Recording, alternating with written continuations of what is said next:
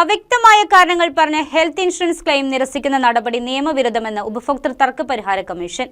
ചികിത്സാ ചെലവ് നിയമപരമായി നൽകാൻ ചുമതലപ്പെട്ട ഇൻഷുറൻസ് കമ്പനി അത് നൽകാതിരിക്കുന്നത് അധാർമികമായ വ്യാപാര രീതിയാണെന്നും എറണാകുളം ജില്ലാ ഉപഭോക്തൃ തർക്ക പരിഹാര കമ്മീഷൻ പറഞ്ഞു.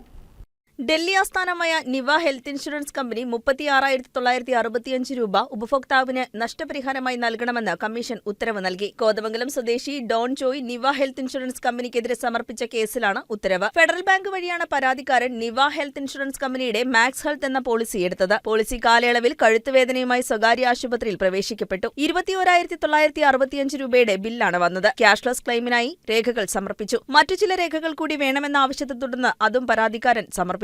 എന്നാൽ ക്ലെയിം ഇൻഷുറൻസ് കമ്പനി അനുവദിച്ചില്ല. തുടർന്നാണ് നഷ്ടപരിഹാരം, കോടതി ചെലവ്, ക്ലെയിം തുക എന്നിവ ആവശ്യപ്പെട്ടുകൊണ്ട് ഉപഭോക്തൃ കോടതിയെ സമീപിച്ചത്. പോളിസി നിബന്ധനകൾ പ്രകാരമാണ് ഇൻഷുറൻസ് തുക നിരസിച്ചതെന്ന് ഇൻഷുറൻസ് കമ്പനി കോടതിയിൽ വാദമുയർത്തി. തങ്ങൾ ഇടനിലക്കാർ മാത്രമാണെന്നും ഇൻഷുറൻസ് തുക കൊടുക്കാനുള്ള ബാധ്യത ബാങ്കിനില്ലെന്നും ഫെഡറൽ ബാങ്ക് ബോധിപ്പിച്ചു. അവ്യക്തമായ കാരണങ്ങൾ പറഞ്ഞ് ഇൻഷുറൻസ് ക്ലെയിം നിഷേധിക്കുന്നത് പോളിസിയുടെ ലക്ഷ്യത്തെ തന്നെ തകർക്കുന്നു. സാധാരണ ഉപഭോക്താക്കൾ ഇതുമൂലം ഏറെ ബുദ്ധിമുട്ടുകൾ അനുഭവിക്കേണ്ടി വരുന്നു. ഇൻഷുറൻസ് കമ്പനികൾ അവരുടെ നിയമപരമായ ചുമതലയിൽ നിന്നും പിന്മാറുന്നത് അന്യായമാണെന്ന് DB ബിനു അധ്യക്ഷനും വി രാമചന്ദ്രൻ, TN ശ്രീവിദ്യ എന്നിവർ അംഗങ്ങളുമായ ബെഞ്ച് വിലയിരുത്തി. പരാതിക്കാരനു വേണ്ടി അഡ്വക്കേറ്റ് ടോം ജോസഫ് കോടതിയിൽ ഹാജരായി. News desk KCV news.